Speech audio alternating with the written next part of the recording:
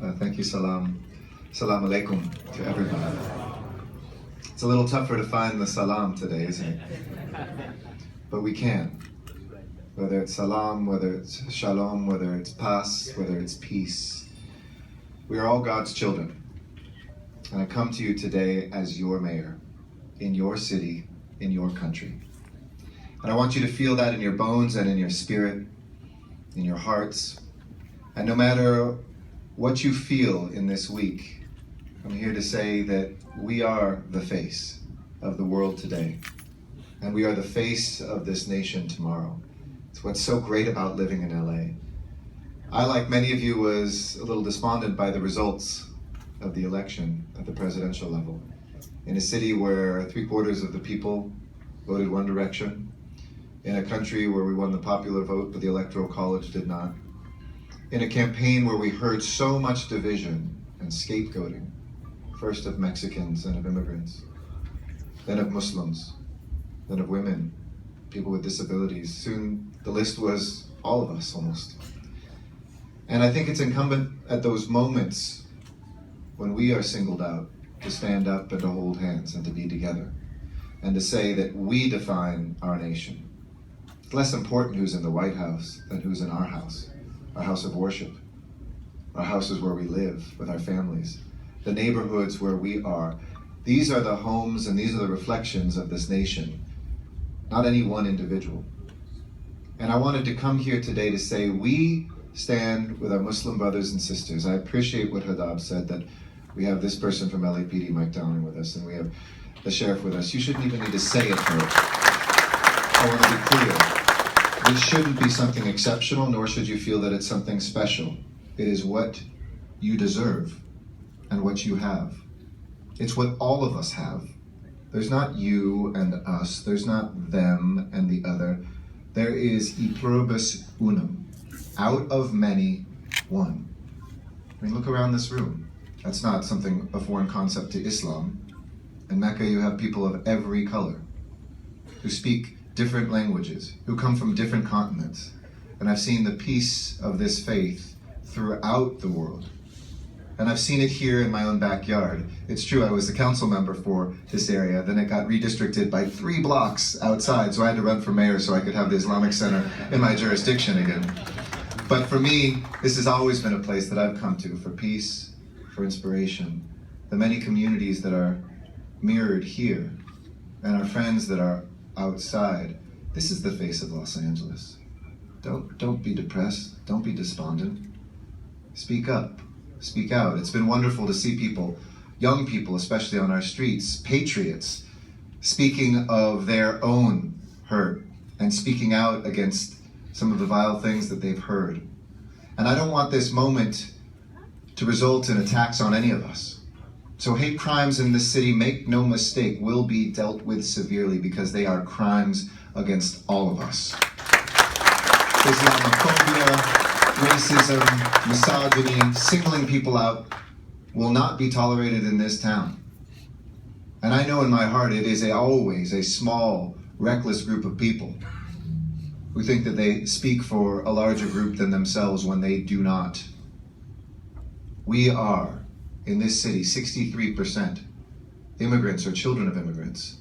We are, in this city, the largest population of 39 countries outside of their home countries.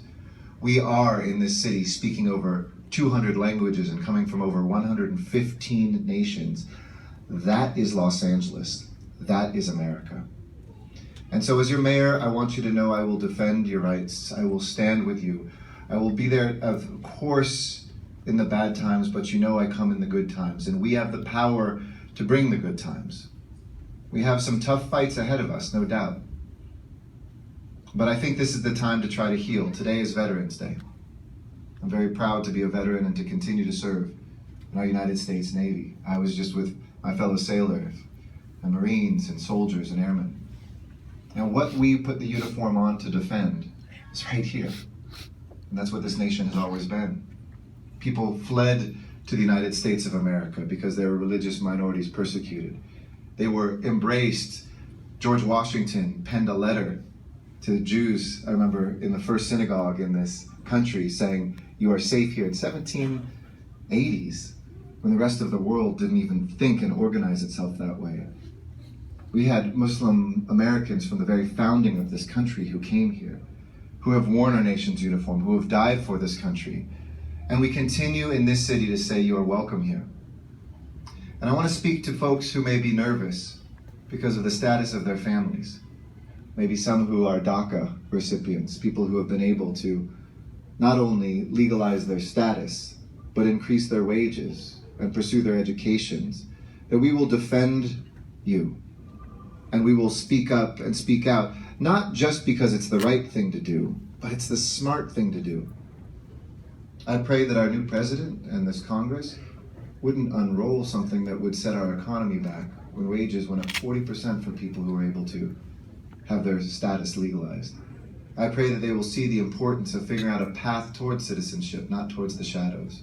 That families won't be separated, and that children who fear whether or not their parents will be there tomorrow, or parents who fear whether they will still be here, that we will find a better way forward, because it's not who we are. Not as Americans, not as Angelinos, not as human beings, not as children of God. So I wanted to come here before you at this moment, as you pray, to also ask you not just to pray, but to act. Make sure your voices are heard. Respect the law, of course. I hate that the stories are only the few people who decided, don't get on the freeway. That's always a bad idea. Just our mothers told us, don't go play on the freeway. Don't go play on the freeway. Don't destroy any properties. But that's, very few people. Just like when you go to a sporting event, there's a few people that get arrested. The thousands of people who've taken to the streets as patriots to say what we stand for in this country, we need to continue saying that day after day, week after week, month after month, online. Say it in your communities, and reach out to somebody different from yourself. Reach out to somebody who voted for a different presidential candidate. Reach out to somebody of a different political party. Reach out to somebody of a different faith. Reach out to somebody of a different color or a different age or generation. We need to heal those rifts that exist. I am committed to that. Are you committed to that? Yes. Yes. Because that is where we will reclaim who we are and what we've always been. And the last thing I want to say is, as we go through these next days, we will need your help. We will need your help to make sure that we show this nation what activism means. That if you feel despondent at the national level, let's do things here. Let's end homelessness in Los Angeles. The voters on the same depressing night passed Measure HHH, which will build 10,000 units of housing for people who are sleeping on the streets right outside the doors of the Islamic Center. Let's figure out a way to help our veterans get jobs and off the streets. Let's reach out to our sisters and make sure at this moment when so many of them felt under attack by this campaign, that we get girls and young women to be part of the jobs that we're creating because Measure M passed to help us relieve traffic.